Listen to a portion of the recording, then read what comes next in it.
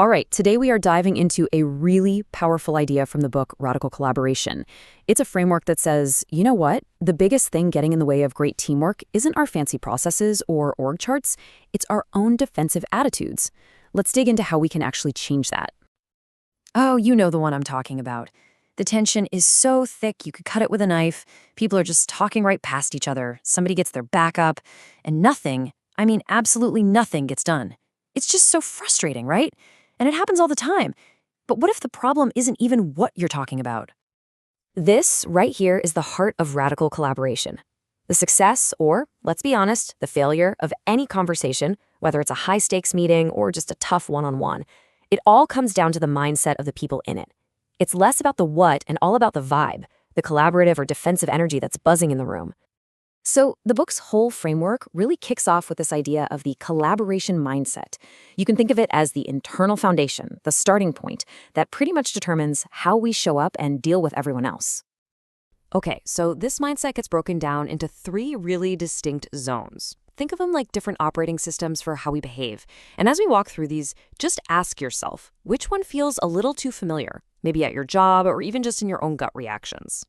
So this chart lays it all out. First, you've got the red zone. This is pure survival mode. It's defensive, it's all about winning, and it runs on blame. Then you have the pink zone, and this one is tricky. On the surface, it seems polite, right? But really, it's all about avoiding conflict at any cost.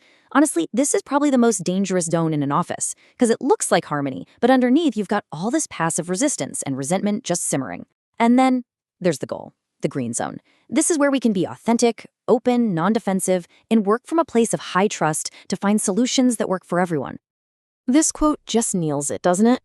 In the green zone, a conflict isn't some kind of threat. It's actually an opportunity. It's a chance to understand where someone else is coming from and to grow. That idea alone completely changes the game when it comes to disagreements. Okay, so we all want to be in the green zone. That's the easy part. But staying there, well, that's the hard part.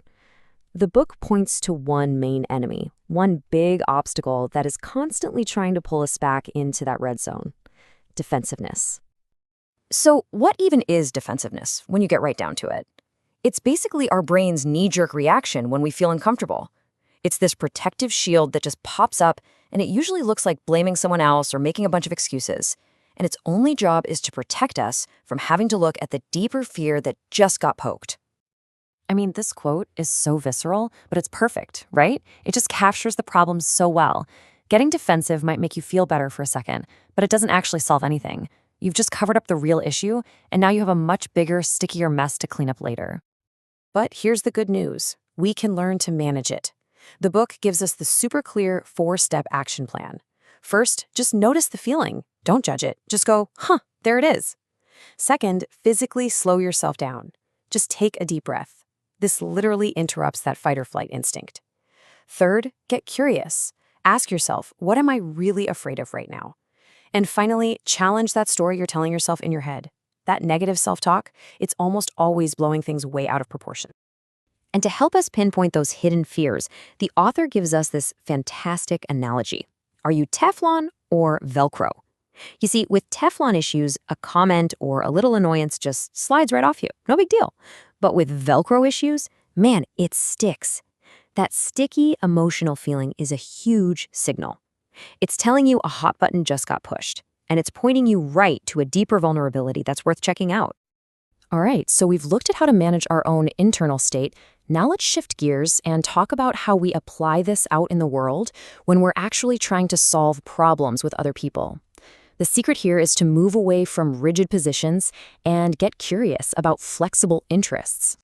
Now, this is a really critical mindset shift.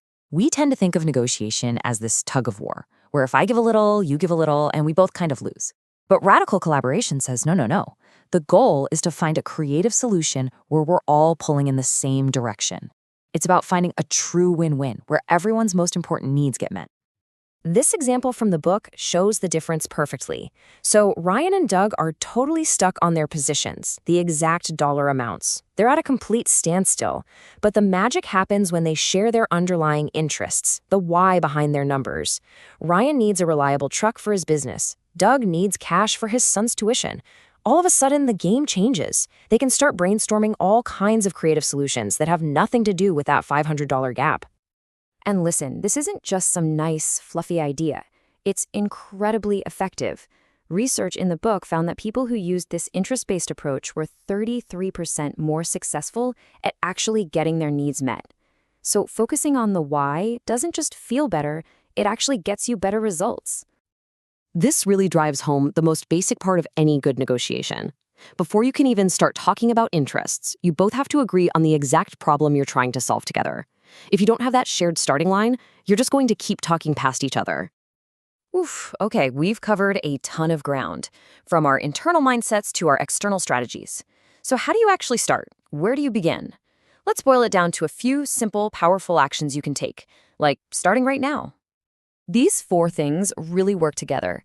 First, go first. Be the one who takes the initiative to build a little trust. Second, keep talking. Even when it gets hard, just keep those lines of communication open. Third, forgive quickly. Holding on to a grudge just grinds everything to a halt. And finally, always practice interest-based negotiation. Get curious and focus on the why. At the end of the day, what radical collaboration really teaches us is that our ability to work with other people, it just comes down to a series of choices. So the next time you feel that little flash of defensiveness or you're heading into a disagreement, you have a choice. You can slip back into the red or pink zones, or you can consciously, deliberately step into the green. So I'll leave you with this question. In your very next conversation, which zone will you choose?